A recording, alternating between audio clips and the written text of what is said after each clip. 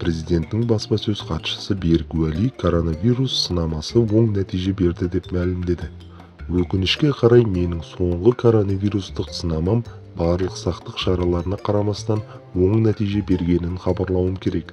Қазіргі уақытта мен дәрігерлердің бақылауында жатырмын.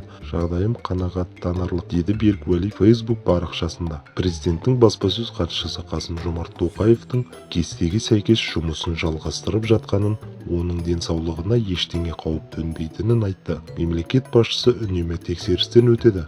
Ақордада санитарлық режим күшейтілді, қауіпсіздік шаралары күшейтілді, деді Уәли. Президенттің өкілі қазақстандықтарды карантин режимін қатаң сақтауға және алдын алу шараларын қабылдауға шақырды. Пандемияны жеңіл қабылдауға болмайды, деп қорытындылады Берік Уәли.